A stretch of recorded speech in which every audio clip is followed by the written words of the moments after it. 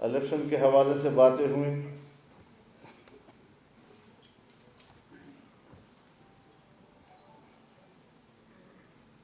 2018 کے الیکشن کے بعد ہمارا یہ خیال تھا کہ 2024 کا الیکشن منصفانہ اور شفاف ہوگا.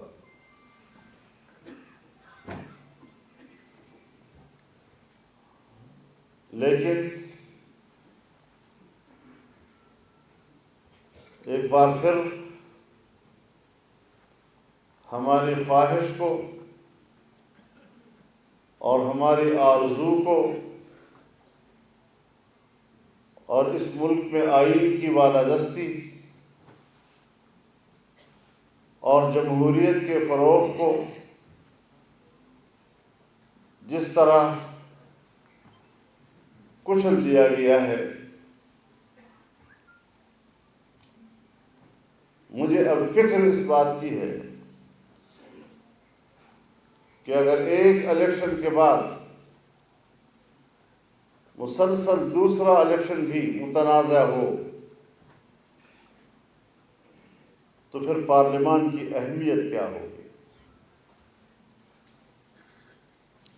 وہ پارلیمان جس کو ہم سپریم ادارہ کہتے ہیں،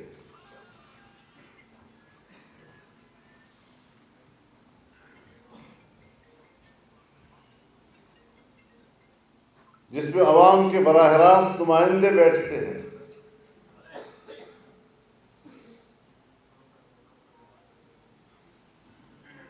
اگر اسٹیبلشمنٹ براہ راست مداخلت کر کے ایک ایک حلقے سے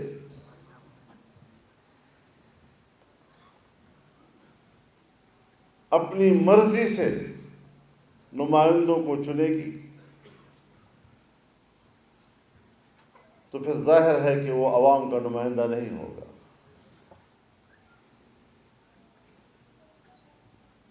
ایسی پارلیمنٹ کی کیا اہمیت ہوگی جسے عوام اپنا نمائندہ نہیں تصور کریں گے؟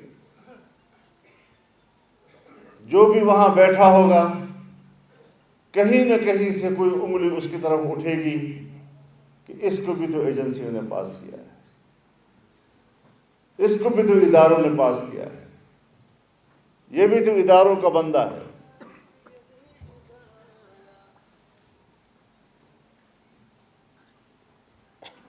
ابھی بات ہوئی کہ جس کو مخالف دیکھا اس کے خلاف کرپشن کے کیس کر دیے. میں دعوے سے کہتا ہوں کہ اس الیکشن میں ہماری اسٹیبلشمنٹ نے پاکستان کی 75 سالہ تاریخ کے کرپشن کے ریکارڈ توڑ دیے. شرم آنی چاہیے.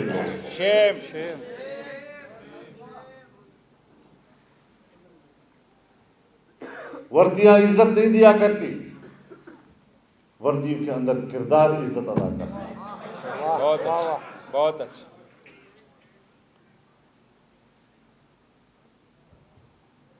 کم از کم جمعیت علماء اسلام اس کردار سے اپنی لا تعلقی کا اعلان کرتا ہے. بے شک.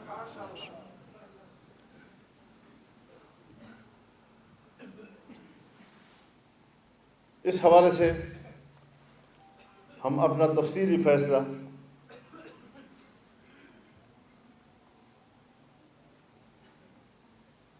مرکزی مجلس عاملہ میں دے چکے ہیں اور اس کو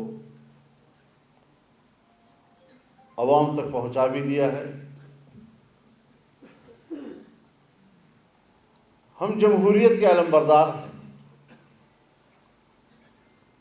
ہمارے بزرگوں نے اس آئین پہ دستخط کیے ہیں، اس آئین کے بانی ہیں.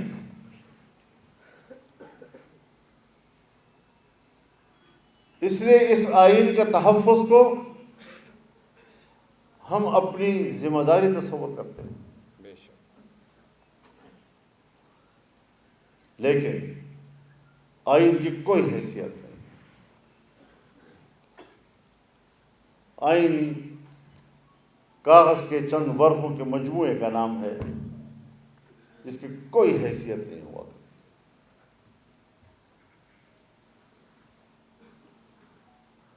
جمہوریت اپنا مقدمہ ہار رہا ہے.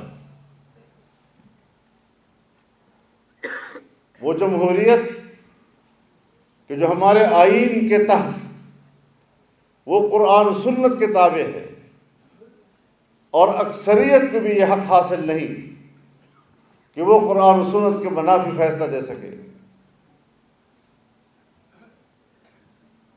ہم کیا جواب دیں گے دنیا کو؟ حاکمیت اعلیٰ تو اللہ رب العالمین کی ہے،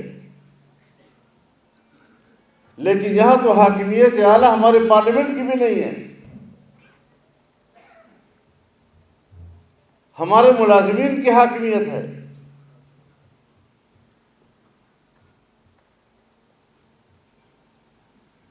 تو پھر کس طرح ہم اس نظام کے ساتھ چلیں گے؟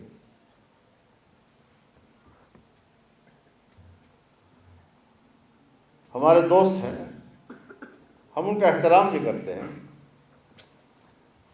پاکستان مسلم لیگ نون، پاکستان پیپلز پارٹی، ہم نے مل کر تحریک چلائی ہے. اگرچہ جمعیت علماء کے کارکن سڑکوں پہ ہوتے تھے اور ان پارٹیوں کے قائدین صرف کنٹینر پہ ہوتے تھے، تب بھی ہمیں قبول تھے. تب بھی ہمیں قبول تھے.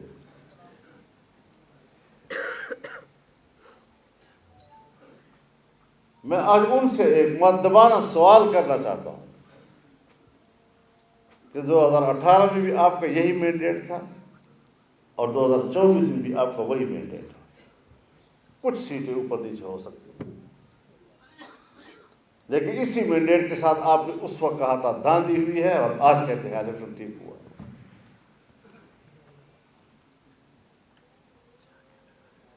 میں پاکستان تحریک انصاف سے بھی پوچھنا چاہتا ہوں کہ تقریباً وہی مینڈیٹ ہے جو 2018 کا تھا آپ کا. اس وقت آپ حکومت بنا رہے تھے تو الیکشن شفاف تھے. آج آپ حکومت نہیں بنا سکتے تو پھر الیکشن میں دھاندلی ہوئی ہے. اس وقت موقف کچھ اور، اس دفعہ کا موقف کچھ اور. اور جمعیت علماء ہے کہ اگر دھاندلی اس وقت ہوئی تو اس وقت بھی کہا کہ دھاندلی ہوئی ہے، اور اگر دھاندلی آج ہوئی ہے تو آج بھی ڈنکے کی چوٹ کہتی ہے کہ دھاندلی ہوئی ہے اور ہم اس الیکشن کو تسلیم نہیں کرتے.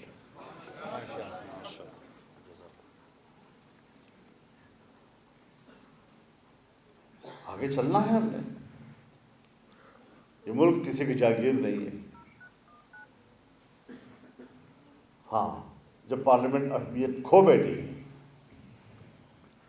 اور بظاہر ایک بنی بنائی پارلیمنٹ جو عوام کی منتخب نظر نہ آئے، اس پر تحفظات ہوں،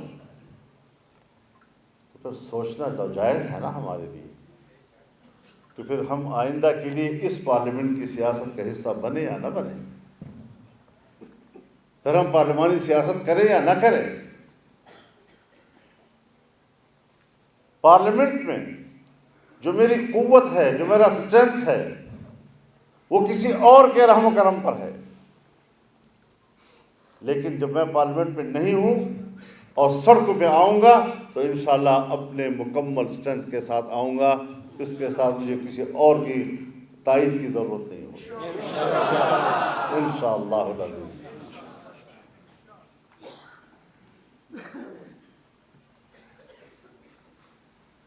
ہمیں اللہ کا سہارا لے کے چلنا ہے.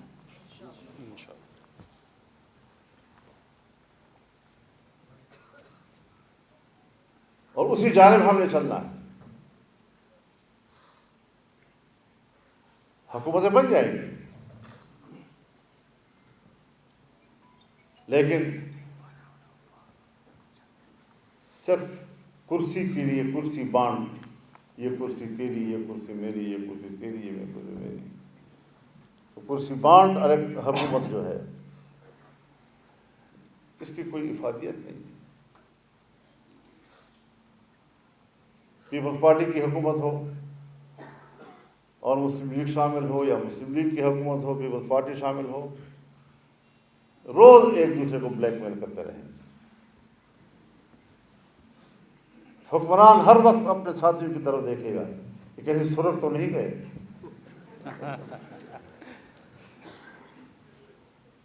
آئے روز اس کے اپنے ہی حلیف اور شریک حکومت کے مطالبات آتے رہیں گے، اور وہ پورے کر سکیں گے یا نہیں کر سکیں گے کچھ معلوم نہیں.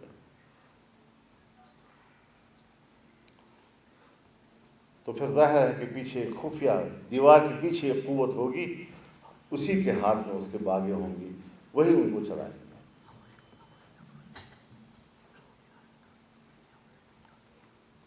تو اس حوالے سے ہم پھونک پھونک کے آگے جا رہے ہیں.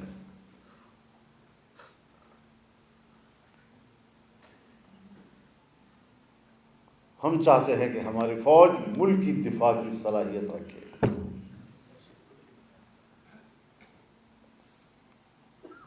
بیرونی دشمن تو دور کی بات، ہم تو 20 سال سے ملک کے اندر کی دہشت گردی کے خلاف ان کی جنگ کو دیکھ رہے ہیں. دہشت گردی بڑھ رہی ہے اور ان کی جنگ ختم نہیں.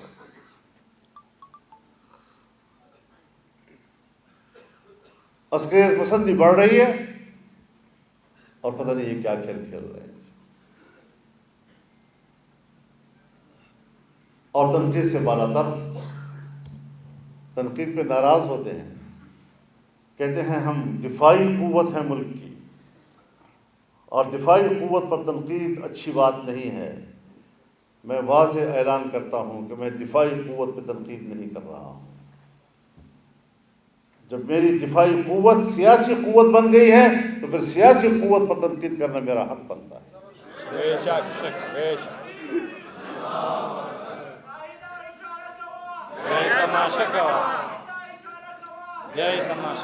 وہ دفاعی قوت رہیں گے سر کا تاج، آنکھوں کے پلکیں. آنکھوں کی پلکیں کبھی آنکھوں پہ بوجھ نہیں ہوا کرتی. لیکن اگر پلکوں کا ایک بال بھی اپنے حدود سے آنکھ کے اندر گرتا ہے، پلکیں باہر سے دفاع کرتی ہے، باہر کا کوئی چیز مصیبت جو ہے آنکھ کی طرف نہ آئے. لیکن اگر پلکوں کا ایک بال آنکھ کے اندر خود چلا جائے تو پھر وہ گلہ کرتی ہے، آنسو بہاتی ہے. اگر آنسو بہا کے بھی وہ نہ نکلے تو پھر اس کو نکالنا پڑتا ہے. بے شک بے شک.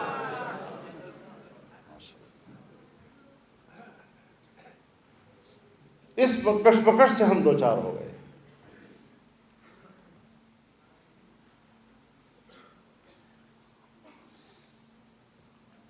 یا کسی پارٹی کا ہم کوئی کمپین دیکھ ہی نہیں رہے، اور اگر ہمارے خلاف کوئی کمپین چلا رہا ہے تو ان کی سیکورٹی فورسز ان کے ساتھ ہیں، پورے پروٹوکول کے ساتھ، اور ہم ہیں جلسے میں مت جاؤ تمہارے پیچھے خود کش لگے ہوئے ہیں، جلسے میں مت جاؤ تمہارے پیچھے خود کش لگے ہوئے ہیں، جلسے میں مت جاؤ تمہارے پیچھے خود کش لگے ہوئے ہیں،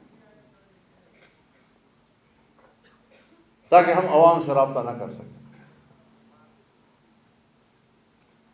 اور آپ جانتے ہیں کہ الیکشن سے پہلے میں چیختا رہا ہوں کہ ہم الیکشن کی مہم نہیں چلا سکتے، ہم اپنے حلقے کے عوام سے ملنے کے قابل نہیں ہیں وہاں کی صورتحال.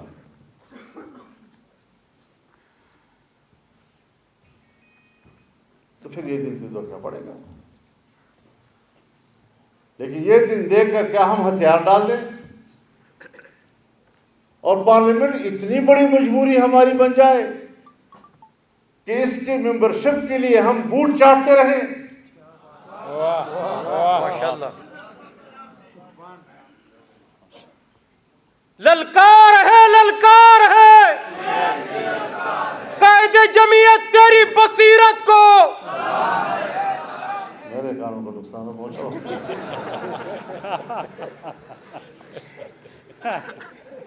تو اتنی بھی ہماری ضرورت نہیں ہے. وہ بڑے وضاحت کے ساتھ کہہ دینا چاہتا ہوں. ہم سمجھتے تھے کہ ہم ملک کو آگے لے جائیں. ہم ملک کے لیے بہت اچھا سوچ رہے تھے اور ملک کے لیے اب بھی اچھا سوچیں گے, انشاءاللہ. لیکن ملک کی بہتری کے لیے سوچ کے سامنے رکاوٹیں کیوں کھڑی کی گئی؟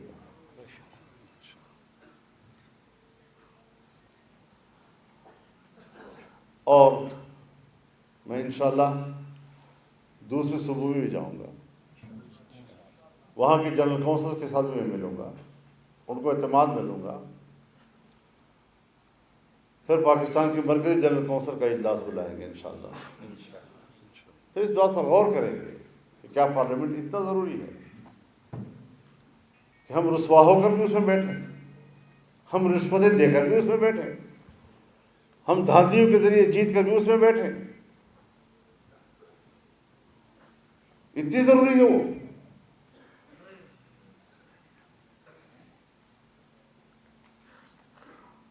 جو پارلیمنٹ ایک چھوٹی سی قانون سازی کا اختیار نہیں رکھتی, قانون بھی بھیج کر کہا جاتا ہے یہ قانون پاس کرنا ہے,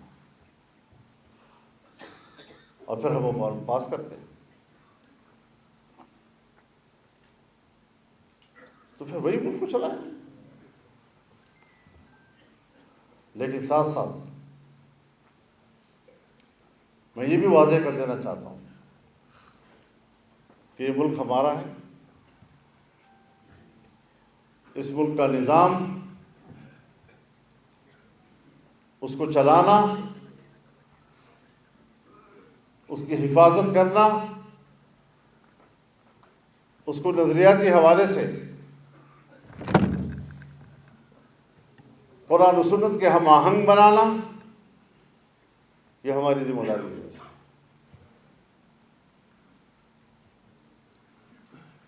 اس وقت جب میں آپ سے مخاطب ہو رہا ہوں تو حال ہی میں سپریم کورٹ کا ایک فیصلہ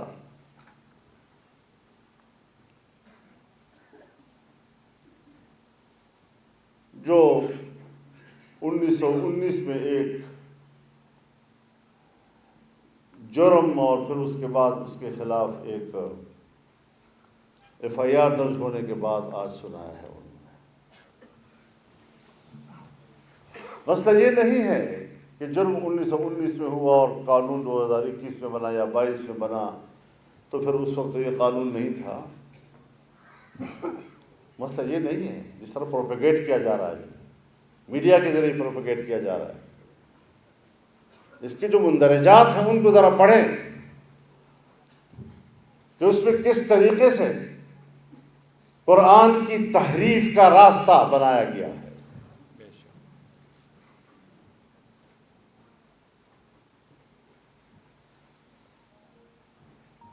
اور قرآن سے جو حوالے دیے گئے ہیں, تمام علماء کرام بیٹھے ہوئے ہیں, میں سب کو چیلنج کرتا ہوں, پڑھو ذرا اس قرآن کی آیت کو, تفاسیر کی روشنی میں پڑھو, احادیث کی روشنی میں پڑھو. کیا اس کی تطبیق یہ ہے جو ہمارے جج صاحب نے کی ہے؟ نہیں. یہ تطبیق ہے ہی نہیں اس کی. اور بار بار یہ کہنا کہ قرآن نے یہ کہا, قرآن نے یہ کہا, قرآن نے یہ کہا, اس کا بھی ایک میسج جاتا ہے, اس کا بھی ایک میسج جاتا ہے کہ جو لوگ کہتے ہیں کہ صرف قرآن ہی دلیل ہے, حدیث اور سنت کوئی دلیل نہیں, کچھ میسج اس طرف بھی جا رہا ہے. بے شک. یہ فتنہ بھی تو ہمارے ہاں ہے نا. جی ہاں.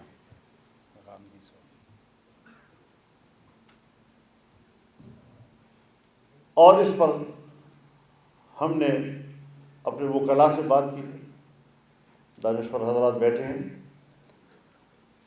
ہم انشاءاللہ ریویو میں جائیں گے اور جمعیت علماء اسلام فریق بن کر جائے گی انشاءاللہ. وکلاء حضرات ہماری رہنمائی کریں گے. اجازت ہے بھائی, اجازت کس بات کی ہے؟ اگر عیسائی ہے اور عیسائی اپنے گرجوں میں یا اپنے اسکول میں اپنے ہی لوگوں کو تعلیم دیتا ہے، کسی پابندی لگائی اس کے اوپر؟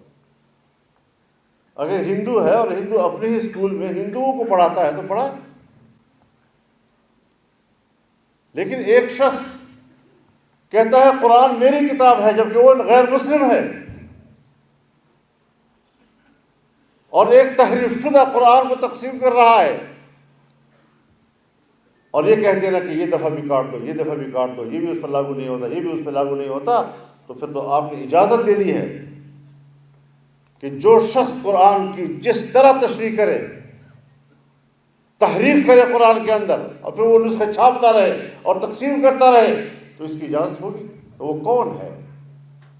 جو ہے کون جو قرآن کی تحریف بھی کرتا ہے اور تحریف شدہ قرآن کو کہ پھر تشریح بھی کرتا ہے اور پھر اس کو پھیلاتا بھی ہے؟ وہ ہے کون ہمارے اندر؟ وہ ہمارے اندر سوائے قادیانیوں کے اور کوئی نہیں. بے شک بے شک. یہ قرآن کی توہین نہیں ہے؟ قرآن میں تحریف قرآن کی توہین نہیں ہے؟ لا اکراہ فی الدین کا یہ مطلب ہے کہ قرآن میں تحریف کرو تو لا اکراہ. انا للہ و انا الیہ راجعون. تو میرے محترم دوستو، ہمارے ملک میں جو کچھ ہو رہا ہے اس کا بظاہر ہمیں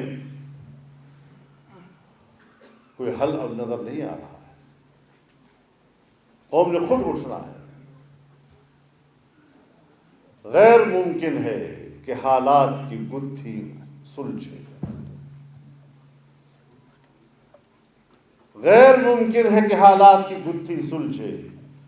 اہل دانش نے بہت سوچ کے الجھائی.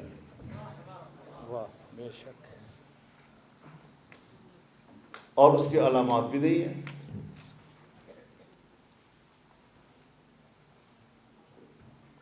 مارتے بھی ہیں، کہتے ہیں ہمیں تو پتہ نہیں. دامن پہ کوئی داغ، نہ خنجر پہ کوئی چھین. تم قتل کرو ہو کہ کرامات کرو ہو.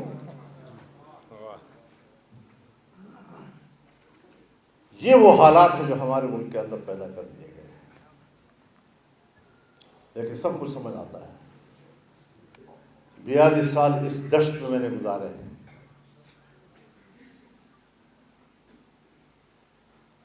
جو آرام تو میرا تمہارا ہو گیا.